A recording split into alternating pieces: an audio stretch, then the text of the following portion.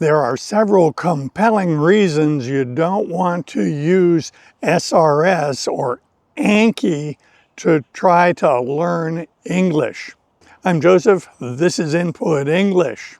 Today I'd like to offer 3 compelling reasons that you should avoid using spaced repetition systems. Specifically, avoid using Anki if you're trying to acquire the English language. The Input English channel is all about comprehensible input. This is the best way to acquire the English language. Ever since I was a child, I wanted to learn languages in addition to English. The first time I ever heard someone speaking a foreign language and using it effectively, it seemed like magic to me. I couldn't understand how they did it. I wanted that. And for decades, I used traditional methods to study various languages. I studied the basics.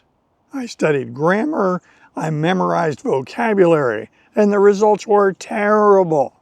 It was when I discovered for myself comprehensible input that things really changed. Comprehensible input is like a breath of springtime. Now that's an expression in American English that goes back nearly 100 years. If you refer to a breath of springtime, you're invoking spring. You are suggesting something new, something fresh. It suggests the beginning of life. So for my situation, after decades of struggling with traditional methods, comprehensible input was indeed a breath of springtime. It also worked. So what are these 3 reasons that you are well advised to avoid SRS? SRS has become rather popular for memorizing facts, and Anki is an app that uses SRS to help you memorize facts. So how could this go wrong? How could this not be what we want? The first reason to avoid SRS, and thus avoid Anki, is that it doesn't work if you want to acquire the English language. Ask yourself what you want from the English language. You would like to be able to understand native speech. Number 2, you would like to be able to express yourself in English. You would like to speak to other people. Perhaps you'd like to write to other people. When it comes to understanding spoken English or expressing yourself in English, those are skills. Those are not facts. You cannot memorize a skill. Skills are learned by humans very effectively by observation combined with experience. This is the reason that many vocations require apprenticeships. Classroom work gives you a lot of facts, a lot of things to memorize, and it gives the school system an easy way to measure your progress. But thousands of years ago, it was realized that for the development of skills, something akin to an apprenticeship is needed. Apprentices learn by observation and experience. SRS doesn't work for learning English because it is shallow learning. Memorizing a definition of a word in English gives you a very superficial understanding of that word. You get a single meaning or perhaps 2 meanings. Memorizing words with SRS will not allow you to use those words to understand spoken English, and such activities will not allow you to use the word when you try to speak in English. Spaced repetition system type learning promotes translation. We are well advised as language learners not to translate the target language with our native language. That kind of translation doesn't work. It doesn't result in improvement. The internet and YouTube are replete with recommendations that language learners should avoid translation. Stop translating in your head. Don't translate. This is advice given every day, and yet SRS and Anki deck usage promotes translation. Research more than 50 years ago showed that memorizing vocabulary using various memorization methods did not result in improved comprehension of the language. This has been my experience in language learning. So this idea that SRS and the use of the Anki system don't work for acquiring a language matches my experience. I tried it and the results were horrible. After a great deal of work memorizing vocabulary, I couldn't understand the spoken language any better. So we don't want to use SRS because for our purposes, it doesn't work.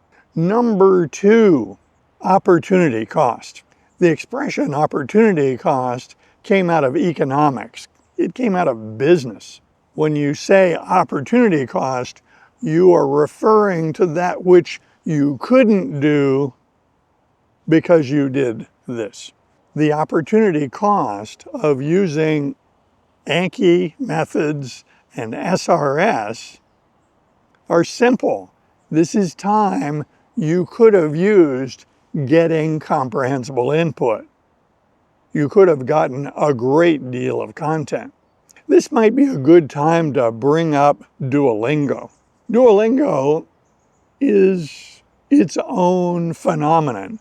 It's a learning method. It's an example of gamifying the process, that is, turning it into a game, which is not in and of itself a bad idea, and it has some SRS involved. That is, the Duolingo site does use some SRS. I did Duolingo for years, and what I found was that I got very good at Duolingo, but there was not a parallel benefit in the target language. I didn't learn any skills in the target language. I learned a great deal of skill doing the problems posed by Duolingo, the little puzzles, the little games. I was quite good at them, but it didn't translate into language learning. I have never heard of anyone reporting that they became fluent or proficient in any language because of the time they spent on Duolingo. So I'm going to add Duolingo to this mix of activities that give us high opportunity costs. If you're spending a lot of time with an Anki deck, if you're spending a lot of time with Duolingo, then this is time you could have used in a more effective method, that is listening to English with good comprehensible input. And number 3, SRS is boring. This is a fundamental problem with these methods. SRS, Duolingo, and Anki decks do not engage our imagination. They give us tedious chores to do, which most people do not find enjoyable. Most people using these methods force themselves to continue in spite of boredom. The result of this boredom is people quit. They don't get the results they wanted. They're not challenged in an interesting way, and so they give up. That also matched my experience. Whenever I applied myself with great enthusiasm to learn a language using one of these traditional methods, the boredom overcame me, and it ultimately resulted in abandonment of the project.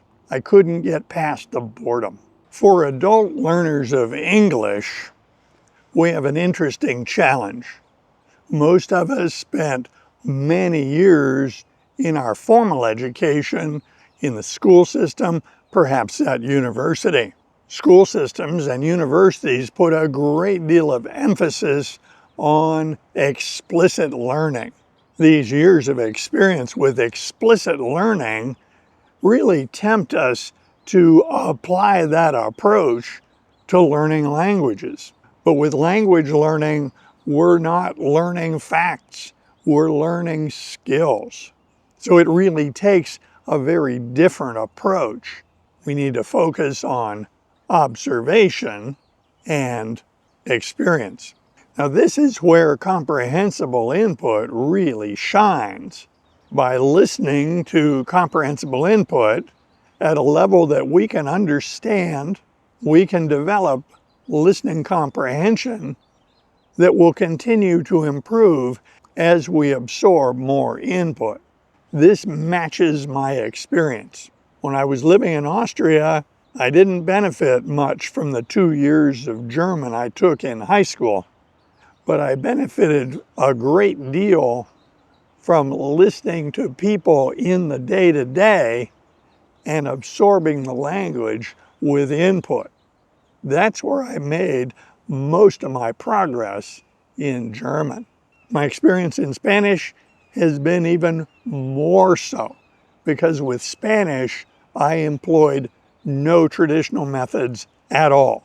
My journey in Spanish acquisition has been entirely based on comprehensible input, and I can report that my experience using this method has been a joy. It's also worked very well. Because of our experience in school, many of us are tempted to create a combination program where we get some input and we do some traditional study with SRS, for instance. It's common for people studying English to have an Anki deck that they use to try to expand their vocabulary. What I'm advocating today is that you're better off to abandon the Anki deck, get rid of SRS as a concept in your language learning program, and focus all your efforts on comprehensible input. By doing so, your progress will be better and faster. Now, it is not my goal to boss people around and be dogmatic. There are people who will swear by Anki deck methods. That expression, swear by something, means that they put great faith in it, that they trust it. To people who want to use Anki decks and want to use SRS, I say I respectfully disagree. For me, the evidence is strongly against using SRS to develop skills in a new language.